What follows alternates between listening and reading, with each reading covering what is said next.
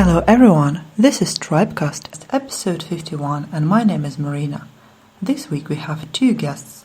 First you'll hear the interview with Vicente Calvo from Comptek Solutions, the winner of the Startup World Cup Finnish Finals 2020.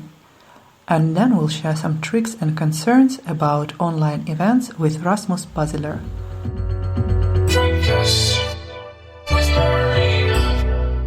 Thank you very much for having this interview. First things first, let me congratulate Comptek on winning the Startup World Cup National Finnish Finals. So you guys were great. You did it. Thank you. But Vincent, could you please tell our listeners a few things about yourself before we go into your business? Yeah, so hi. So I'm an industrial engineer by the University of Zaragoza in Spain. I'm a father of two, married to a Finnish woman. I have quite a long international career working in the Benelux as a consultant for different industries, including consumer electronics, aerospace, home decoration. Then we moved to Finland 15 years ago, and I worked a little bit as consultant first and mainly for Nokia. And then I moved directly to Nokia as an expert in the display technologies team, where I met my partner, Jouko Long, who was working in my team. We were scouting new technologies, implementing them into phones. And at that time, Jouko was already preparing a little bit the origins of Comptek Solutions, as such, based on a technology that he developed himself at the university. And when things went a little bit bad, Jouko invited me to join the venture to help him and Johnny Dahl, the other co-founder, to put the company together and to drive a little bit things forward. Well, in short, that's me. All right. That sounds like you had all the things you need for a startup. You have Nokia, you had experiments in different fields, and you have a guy from the university. That's correct, yes. Yeah, Comptek is a kind of a traditional spin-off from the University of Turku. We also have in our board members, we have actually one former VP from Nokia, Matti Helgren, who is supporting us a lot in business development activity. We started like 3 years ago from scratch, just 3 founders in a garage. So we are a garage startup. And we start building our laboratories, and we bought the patents from the university and start building everything. We hire more people from the university, so we have 4 people actually from the University of the original team who was working around this technology. Now we are 10 people, 9 PhDs. I'm the one without the PhD, basically. So I'm the dumb in there. You're the down-to-earth guy who ensures that you speak the same language as your potential customers or investors. I'm one trying to keep things simple to an understandable level. We are dividing things, 9 people with brains and me trying to do the rest. I wonder, like when you tell this story, it looks a little bit like you appeared at the University of Turku, Turku Tampere Lab, yay, and just said, okay, this lab, they're developing something good. They're now not working for uni. They're working for me. And I wonder what the university officials thought of you. No, actually, how it was is, the collaboration with the university is very good because the university was doing one Business Finland or Tekes at that time funded a Tutuli project. So those are commercialization studies for the technologies. So, and as a result, the result of that commercialization study was to put the company together to sell this technology, and that's basically what we did. We just put a company, and we got the IP rights. We bought them from the university, and we just start. That's the target from the university is to sell whatever technology they develop, and we just bought it and start then on our own to go there. But still, the collaboration with university is quite good. We are also renting some of their laboratories for instance, for measurements, characterization laboratories, which are very, very expensive. It's something that we have access to. So, I think that there is no bad feelings between us. So, on the contrary, it's very good collaboration. Right. Sounds good when you explain it. I love when there is a very clear implementation of science and research into real life, rather than, just staying in the lab and developing something that will never be used.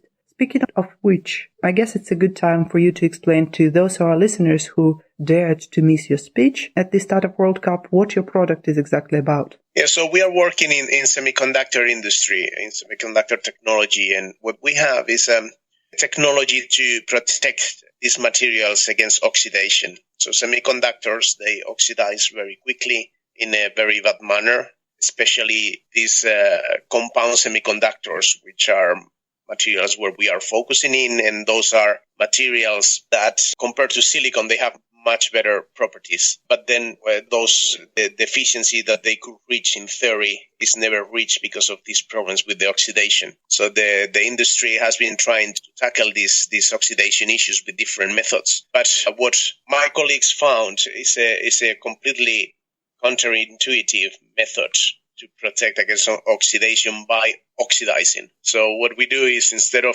avoiding the oxidation, we oxidize in a very controlled way to create a very crystalline oxide structure on the surface of the material. These crystalline oxides structures are very high quality structures with very low amount of defects. We have measured up to 98% defect reduction compared to the traditional methods. And they are novel.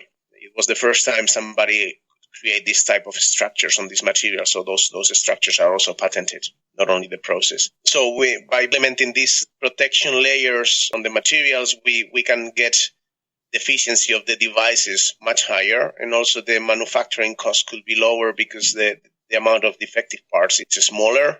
Reduced. We can get devices, as they are more efficient, they could be made smaller. So the manufacturers could get more chips per every production round, so that the costs go down quite significantly.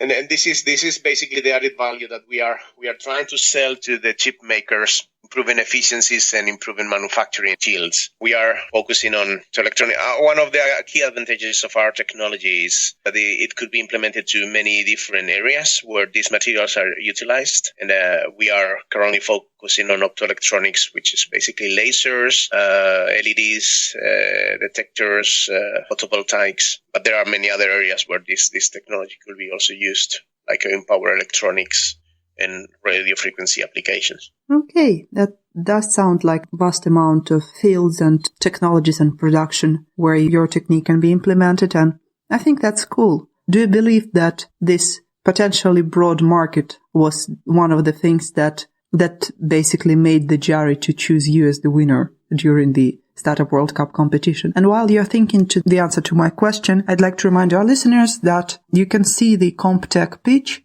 Though the event has ended, the videos are still on Tribe Temporal YouTube, and I'm pretty sure it was episode 3. Yes. So, yeah, that was a good question. I would like to ask that from the jury as well.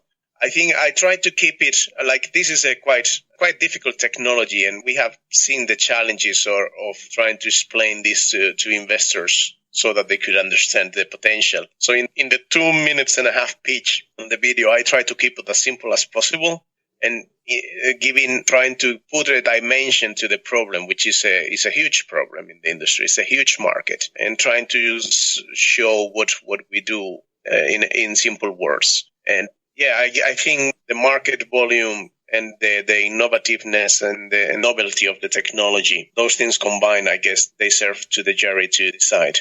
The next stop is now San Francisco. Yes, that's correct. Yeah.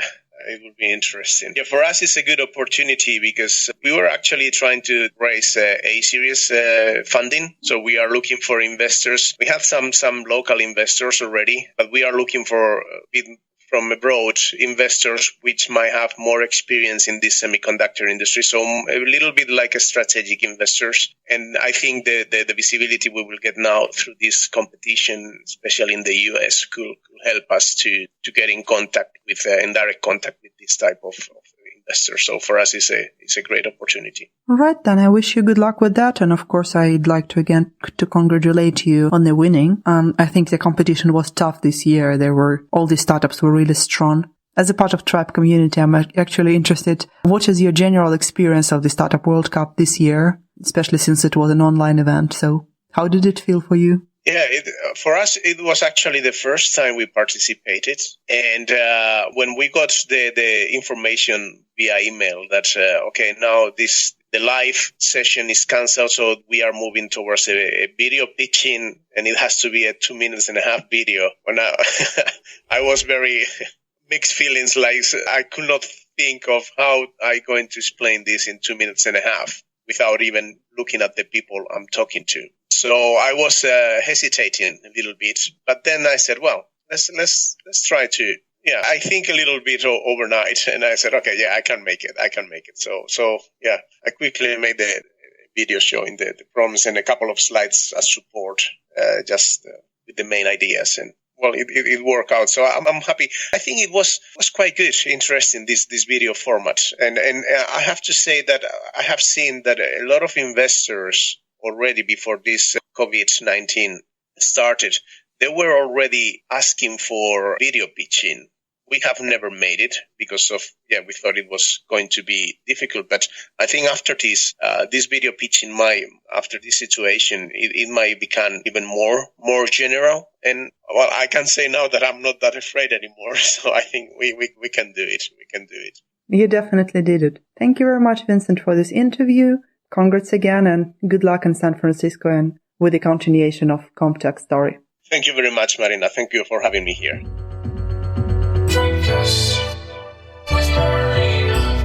Hello, Rasmus. Could you please introduce yourself to our listeners?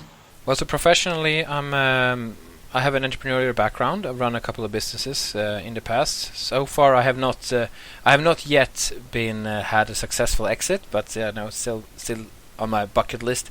I work for Boost Turku Entrepreneurship Society, where I help other teams to not do the mistakes that I did, and help them to connect with even better entrepreneurs to get their company up and going. We usually say we go from idea to first investment. That's the area that we are mostly active in. And personally, privately, I have a little family here. I work, a lot from home as things are now, and play rugby when that was possible. We say our season is past, and I'm working on developing a card game for this Corona time, so you can play with your family and friends.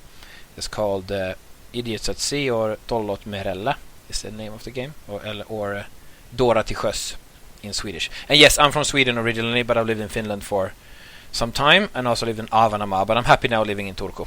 Do you actually know that James from Seinäjoki ES also plays rugby? I mean, that can be one activity that ESs do after all this crisis is gone, Finnish ES Rugby Championship. Oh, that would be so cool. Speaking of your current work, everybody of our listeners already know what kind of community is in Turku, because we had a really cool interview last summer during our summer tour. But still, what exactly is your position? What do you do? And maybe some projects you have recently organized? Well, my title is network manager, but I'm more like a development manager, and startup coach would be maybe a more clear definition. So I help develop new projects. For example, now we had the Startup Marathon, which is a 42-hour long hackathon to develop your own idea. And well, I was on Father's leave, but when I came back, the coronavirus had already started to hit. And in the first week of work, we didn't meet physically, but we had like a distance meeting already on my first day back from work. And we realized that the Startup Marathon that was going to start that same weekend could not be done physically. For some reason, I think it happened to most of us. We forgot that. The coronavirus started impacting things slowly, and I was thinking, what can I do in my personal life? But professionally, that didn't hit my brains yet. But when it did, and we decided then to go over digitals, and so that's the stuff that I can do. That then I help to set up how do we do it digitally, and do all the adjustments that need to be done, and lead that change. So I do stuff like that. I help, and then we had a intern who ran the marathon, Dory. So I helped her, organize and fix it and do the changes. That then she ran the whole thing. So I didn't have to pull the heavy lifting, but I did change it and got the mindset of the whole team that this is how we're going to solve it. So that type of stuff I do. I help to make the projects come to life. I'm kind of like a support person, coach for the people running projects as well. The original idea of the marathon was to be organized offline, so like real people face to face. Have you had any other events that Turku community had to move from real life to the internet? Well, there's a big question for Shift Business Festival, which we are a co-owner of that, but I'm not sure that the